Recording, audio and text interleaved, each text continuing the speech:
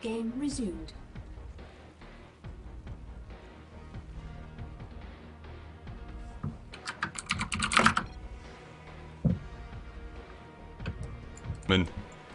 We are back, and I've unmuted my microphone.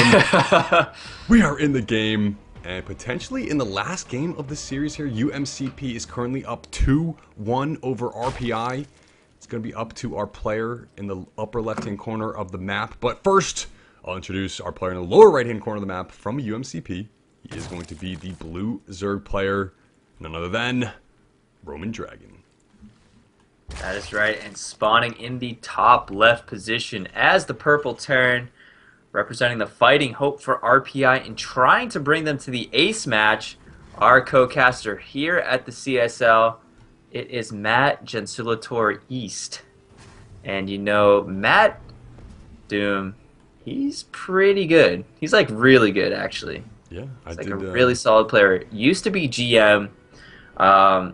Doesn't have as much time to play StarCraft. Had a lot of things come up, you know, just in life. But still, I would say at a tip-top Masters level. Just not quite at that GM status in Heart of the Swarm. Yeah, I had the pleasure of actually doing the study hall with Matt, and he's got some really good knowledge available to him. If you guys didn't check that out, I'm not sure if it's on YouTube just quite yet, but we'll probably make an effort to try to get that out there. It was pretty fun experience. He knows a lot about StarCraft and a lot about, you know, finding the small advantages early on in the game to try to make that pay off later on. And we do see him going for a 12-12 barracks followed by a gas. So this is pretty indicative of a Reaper opening to me. And we know we saw TVZ earlier today that the Reaper opening is pretty common.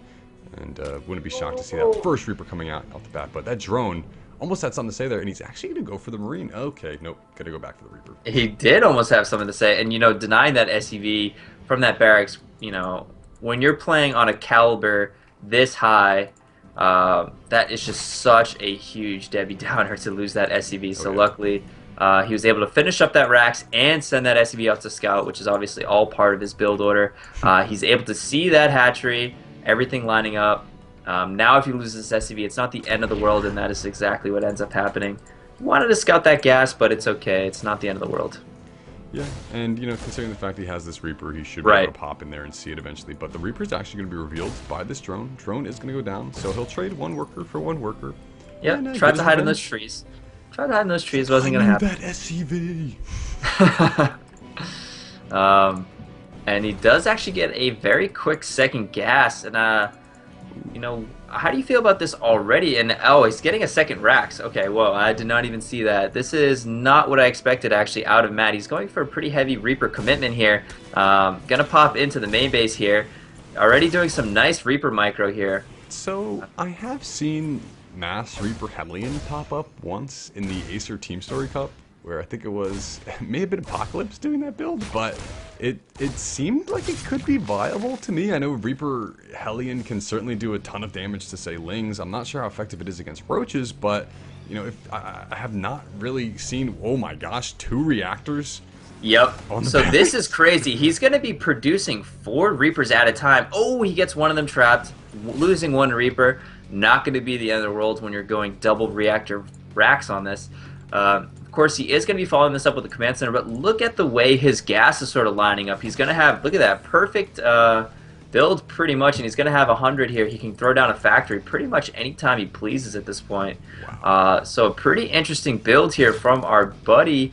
And Roman Dragon, you know, if he's not privy to what's going on here, a bunch of Reapers all of a sudden is going to catch him off guard. Yeah, you know, going for that 16 Lings with the metabolic boost, though, could certainly shut down Reapers. And, you know, I think this has been scouted out. Oh, no, Roman's Dragon Overlord didn't actually see the it hasn't been fully scouted yet. It definitely has not been. And we do see a factory coming up. So Matt has a pretty interesting build here. In terms of those Reapers being actually scouted, not quite yet, and those Lings are going to get caught out in the open. Speed almost done, and once Speed does finish up, these Reapers are going to be in a little bit of trouble here. Speed is going to finish right about now. Oh, no.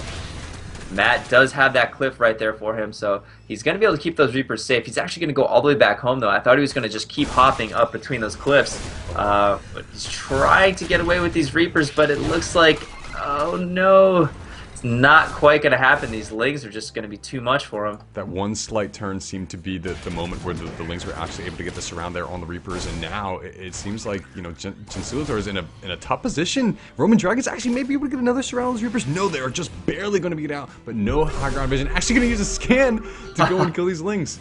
Oh god, that's something you don't want to do at this position right now, is trade a couple Lings for a scan.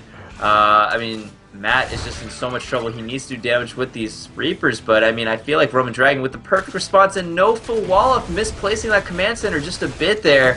And that is definitely not great for Matt, but luckily, looks like he is able to chase away those Lings for now, but Depot is going to go down. If he loses that reactor, that's also not so good, but a lot of Reapers here to deal with these Lings. This is just a wild game right now, man. This is a really crazy build from both players here, because you don't often see just a straight-up Ling rush from the Zerg player in this situation. It's very risky to do, especially considering the fact that Hellions are so popular, and he didn't actually scout out that barrier to the back of the base, so this was just a commitment from Roman Dragon from the start, saying, hey, if you're going for a high economy type build, if I have all these Lings, I'm just going to kill you, but hey, it's going to work out against Reapers too, it looks like so far. Yeah, I guess so. I mean, I feel like both players, like you were saying, just taking pretty big risks with their build order overall. Roman Dragon getting the better end of the deal there. But that's not to say that Matt's out of this by any means. He has stabilized. He has his CC up. A bit supply blocked and a bit rustled overall from what has happened. But he's in this. He has decent tech. I mean, if you look at Roman Dragon just now getting carapace, you know, he doesn't even have the gas really to start his attack. He's going to start it in just a second there. And there he goes. So, you know, he's doing okay. He has some Lings out here. These Reapers, unfortunately, cannot do anything. I cannot believe he's doing this right now. This is insanely risky from Matt to actually go on creep right now. And he's going to get surrounded. I cannot believe what I'm watching right now. Great micro there from Gensilator. That was so sick. You know, keeping every single Reaper alive is definitely important, and when you're dancing on that creep against Lings, it is a dance of death for sure. Oh man, that's balls of steel right there. I've a newfound respect for Matt's play. I would never do something that risky. I mean, if he loses all those Reapers, I mean, that's pretty much game over. For all of, I mean, that's pretty much, you're dead. I mean, you can't really do much. You cannot stop Roman Dragon from droning completely to his heart's content and then just sort of overwhelming you with units. Matt getting a little bit more supply blocked, focusing perhaps a little bit too much on his Reaper micro. Just constantly getting supply blocked here, so not having the best game, just getting a little bit, I feel like, rustled overall from just that sheer amount of speedlings early on in the something game. that can happen when you're going for mass Reaper micro, and you know, one of the things he's trying to add in here is a bunch of Hellions. If he can mix the Hellions in with the Reapers, it could do damage, but the Lings are going to get a decent surround. Oh, a great surround.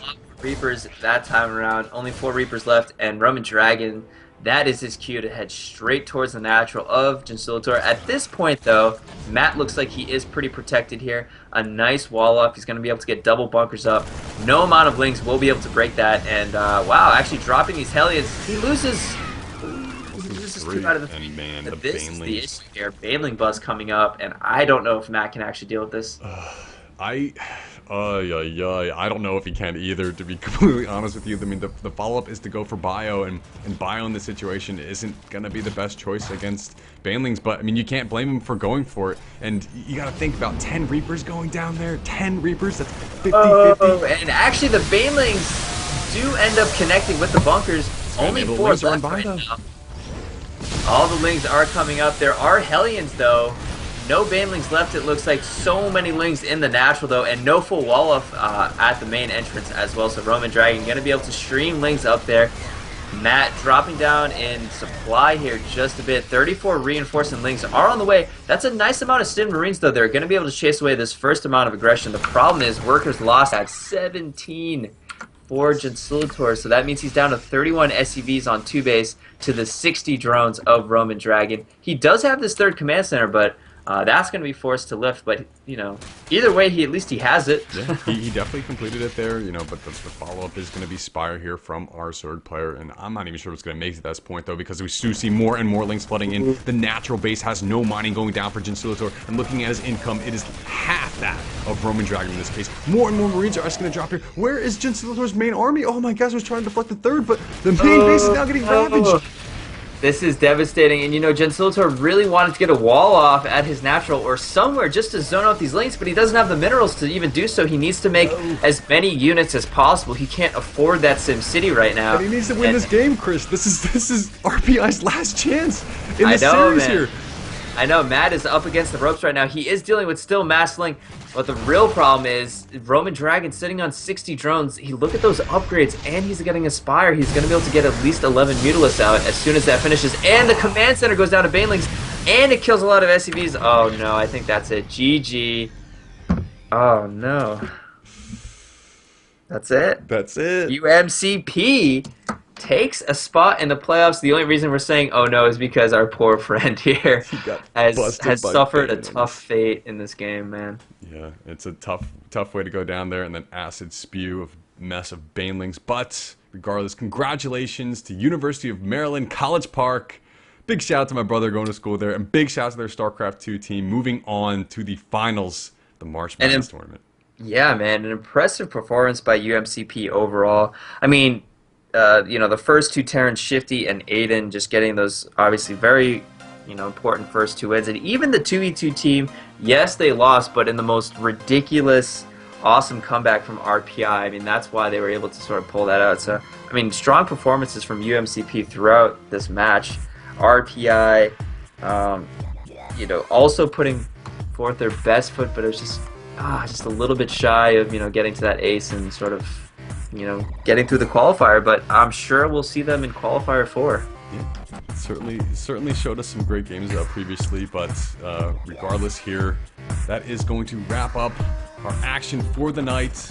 And just going to take this time to thank our sponsors once again, Raid Call, NCIX, and MSI. Guys and gals, if you have not gone to the Facebook page yet, head over to facebook.com/CStarLeague, and you could win an MSI laptop just by entering a 60-second video uploaded directly on Facebook. Tell us why your laptop sucks and why you deserve to get the sick, nasty MSI Ultrabook.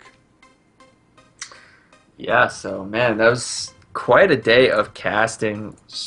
A lot of great matches. Of course, the two teams to move on from this qualifier are going to be UMCP, which we just saw, and UC Irvine. So they have locked up spots in the playoffs.